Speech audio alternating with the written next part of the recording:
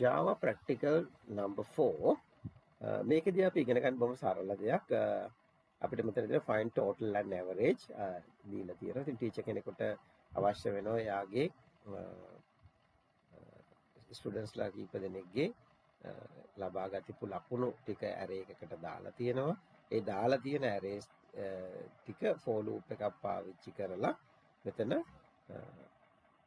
ඒකේ total එක සහ average එක ලබා ගන්නවා. ඉතින් ඒකත් බලන්න මේ කරලා තියෙන විදිය මුලින්ම array එකක් හදලා තියෙනවා score කියලා.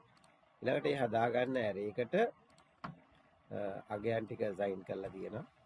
ඊළඟට int sum කියලා තව variable එකක් අරගෙන මොකද integers නිසා එක ප්‍රශ්න අරගෙන තියෙන එකතුව ගන්නත් sum කියන එක ප්‍රශ්නයක් නේද පූර්ණ සංඛ්‍යාවමයි ඉන්නේ. ඊළඟට කරලා තියෙන්නේ short form එකෙන් for loop එක ලියලා තියෙනවා. එතකොට scores කියන array එකේ තියෙන අගයන් මෙතන හදාගෙන තියෙන int score කියලා. එතකොට S අකුරක් වැඩිනේ මේක හොඳට මතක තියාගන්න. මොකද මේ array එක මෙතන තියෙන variable එක. හරි. එතකොට score කියන්නේ variable එක, scores කියන්නේ array එකට. score කියන එකට එකින් එක අරගෙන යා sum එකට එක එකතු කරනවා. එතකොට මේකේ equation එක තමයි sum equal score plus sum කියන එක. sum equal sum plus score කියන එක තියෙනවා. මේක short form එකෙන් මෙතනත් ලියලා තියෙනවා. add each score to total. මේක මේ loop එක repetition එක වැඩ කරනකොට මේක අවස්ථා 6ක් වැඩ කරනවා. අවස්ථාවේදී වෙන්නේ මෙතන array එකේ තියෙන එක element එක අරගෙන මේ එකතු කර sum වලට වැටලා අවසානයේ මේ ඔක්කොගේම එකතු වෙන එක තමයි වෙන්නේ.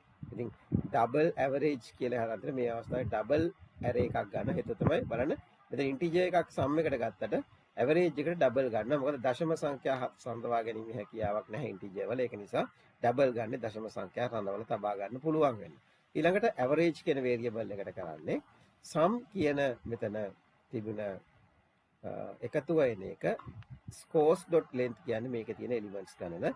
elements ගණනෙන් බෙදලා ඊළඟට මේකට average එකට දාගන්න. ඊට පස්සේ සරල දෙයක් තියෙන concatenation එක string කොටසක් සහ variable එකක් එකතු කරලා තියෙනවා. total score කියලා score එක වැටෙනවා. average score කියලා average එක වැටෙනවා. ඒක ඉතා සරල දෙයක් මේ දෙකේදී වෙන්නේ.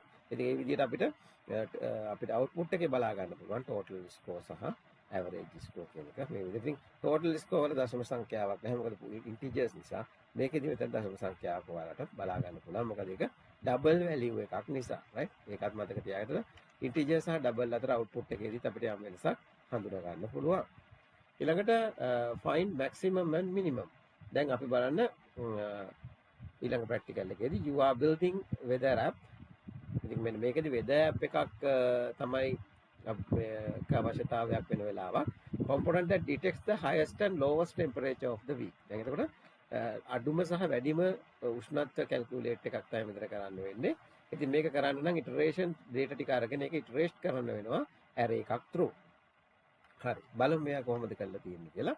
temperatures ටික temperature කියලා දාගෙන තියෙනවා. right. ඒක ප්‍රශ්නයක් නෑ. ඒක පැහැදිලි. නේද? ඊළඟට assume the first element of both. හරි. ඊළඟට කරන්නේ මෙතන assume කරනවා අපි උපකල්පනයක් කරනවා first element එක තමයි අපි max and min එක නේ මේක variable එකට දාගන්න පළවෙනිම තියෙන අගය අරගෙන max value එකත් ඒක කියලා මෙතන දාගෙන තියෙනවා. ඉතින් min value එකත් පළවෙනි අගය කියලා දෙකටම මේ variable එකට පළවෙනි වතාවට දාගෙන තියෙනවා. ඊළඟට for loop එක ඇතුලේ වැඩ කරන විදිය බලමු. for loop එක පරිස්සමෙන් බලන්න මේක ඇතුලේ conditions දෙකක් තියෙනවා. ඒත් for loop එක එකපාරක් වැඩ කරනකොට මේ conditions දෙකම check වෙලා තමයි වැඩ කරන්නේ. පළවෙනි one integer I ඊට පස්සේ තියෙනවා I less than temperature dot එතකොට array එකේ length එක elements ගණන තියෙන්නේ මෙතන. එතකොට right. ඒත් එකේ ඉඳලා පටන් අරගෙන elements ගණනට වැඩ කරනවා. මෙතන elements තියෙනවා ඇත්තටම 7ක්.